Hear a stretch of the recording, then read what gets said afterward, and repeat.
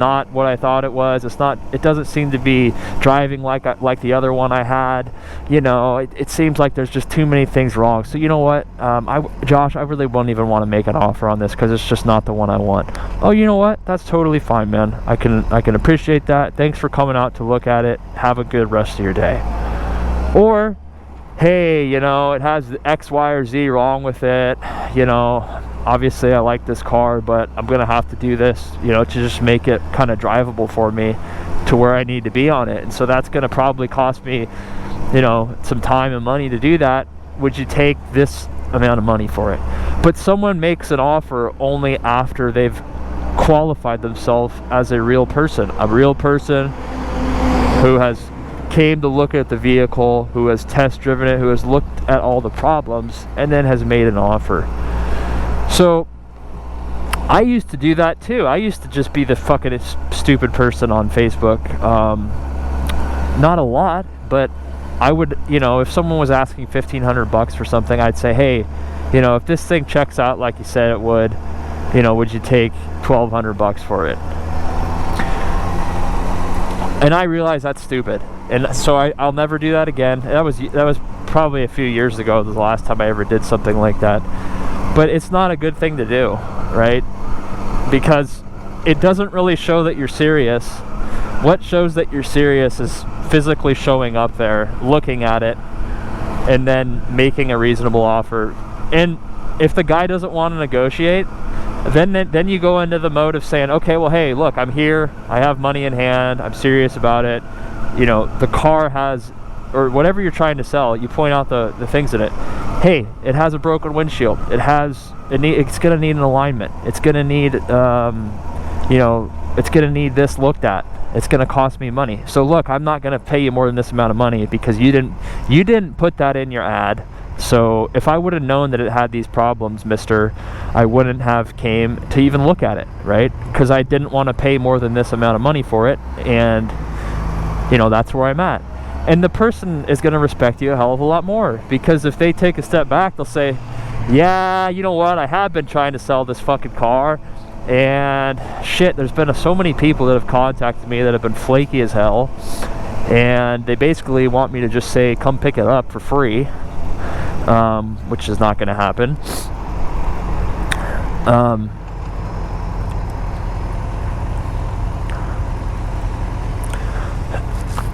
So if you get a real person there and they're reasonable and they're saying, hey, look, you know, Mr. Seller, there are these problems with it. And then the seller will say, you know what, he's right. It does have these problems with it. I was looking to get this price for it, but if he makes me a reasonable offer, I'm going to sell it, right? Because I'm not going to walk away from selling my vehicle and just moving on with my life and trying to get an extra couple $100, having to go back to the Facebook thing and having to wait, having to have you know, 10 or 20 more people contact you who are flaky, you know, you set up an appointment for someone so you're ready to go show them the car, and then they flake out and they don't show up.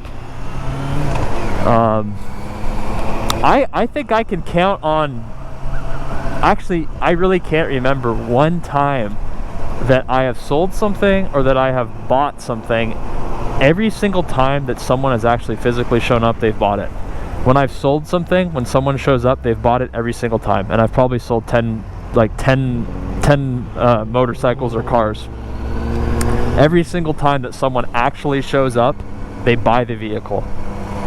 Because that means they're serious, and they're typically going to pay very close to what you're asking, because they're not sitting on the couch, they're not playing video games, they got in their car and they drove and they brought someone with them and they want to buy the car, right? And that's the same thing with me. Whenever I've actually gone to look at a motorcycle or a car, I pretty much had it in my mind, hey, there's a reason why I was interested in this car or vehicle. There's a reason why I actually came here, and why I asked someone to come with me so that they could drive the other car back. And as long as everything is pretty much how this guy says it is, maybe I'll try to negotiate a little bit, but I'm probably going to buy this car. And so that's how it's always gone down with me. it's just it's the hard part about getting a real person there, because you have to deal with a lot of riffraff before you get someone who's serious. And let me just say this, right?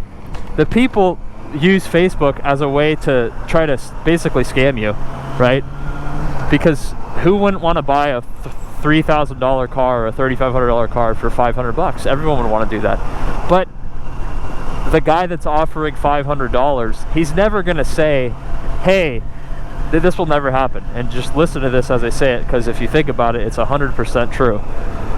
The guy that is messaging you trying to rip you off, right, or pay you such a small amount of money for what you're selling, he's never going to say, hey, let's meet up and I want to look at the car because I'm interested. He'll never say that, because he only wants to spend $500 on it. And so he knows if he shows up and you don't agree to accept $500, when he says, hey, will you take $500 for this you're asking $3,500, will you take $500? I showed up here and I'm offering $500. He'll never do that, because it's a shameful thing to show up.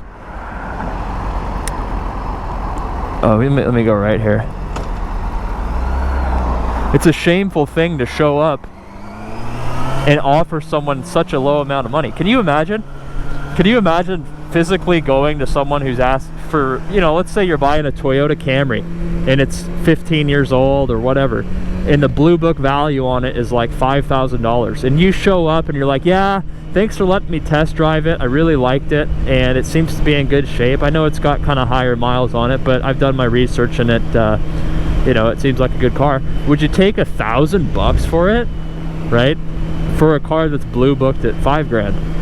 No one would ever do that, because it's ridiculous. If you put yourself in the other person's shoes, it's like, well, fuck you, dude. Why would I take $1,000 for something that's worth $5,000? Or worth very close to $5,000. Maybe it's worth a little bit more, maybe it's worth 10% less, depending on who's selling it. But low ballers they're just not serious people. They're going to try to message a lot of people and get someone to agree to a very low price, which I really don't think anyone would do that. Maybe if it's like I've gotten stuff that I would say is a pretty good deal, but it's not on stuff that's it's not on like vehicles. It's on, like I bought a Nintendo DS one time with a bunch of games on it for like $90. A 3DS XL, I think it was. I played it for a little bit, but stuff like that, that's maybe it's actually worth $250 to the right person, or $200, but the guy just didn't want it, and he was willing to sell it for basically 50% off, because it's not a lot of money anyway. He just wants to get rid of it, right? And so he knows if he puts it on there for a lower price, he's probably going to have an easier time getting someone to buy it, because it's a pretty good deal. But most people aren't going to throw away like $3,000 or $4,000, because that's a pretty significant amount of money to most people. So that's really my gripe with it. Craigslist is kind of a nightmare. I haven't had recently. You can't really see how many people look at your post, and actually I did get one guy that was a legitimate guy that called me off Craigslist, but he ended up bailing out. He ended up saying he might end up buying it, I don't know, but at this point he basically made an appointment with me, and then like 15 minutes later said I have to cancel it. So I don't know. I don't think I would ever get to the point of being like, I'm going to contact someone because I'm really interested in what they're selling. I'm going to contact them, and then be like, oh no, I don't want it. And so that happens too, where people will contact you like, hey, is this still available? I'm interested in looking at it. And then my response is just the stock response, yes, it's available, or yes. And then you never hear from them again. You can see that they have looked at the message on Facebook, and then they never message you back. So it's like, wow, something's changed in 5 minutes or 10 minutes, that now you no longer are even interested in talking about it. So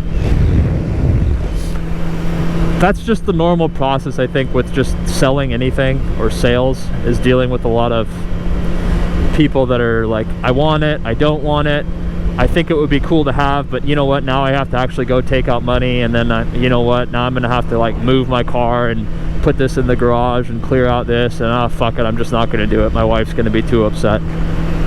Right? That's just the progression that people go through. They think they see something, they like it, and they're like, man, I'm gonna message this guy and ask him if it's still available, and then it's just a big waste of time about 90% of the time. So we'll see. I think his car will end up selling because there's just so many people that are looking at it. I mean, he's getting like 400 views a day, which is insane, because I'm selling my dad's car, and they are getting no views on their car because it's a much more expensive car, and it has a little bit of, it has over 100,000 miles on it, but you know, we're asking like $12,000 for the car, which I think it's worth that amount of money, but you need to definitely have the right buyer, because selling a car like that, the car is like 5 or 6 years old, or 6 years old, 6 or 7 years old, it's 2014.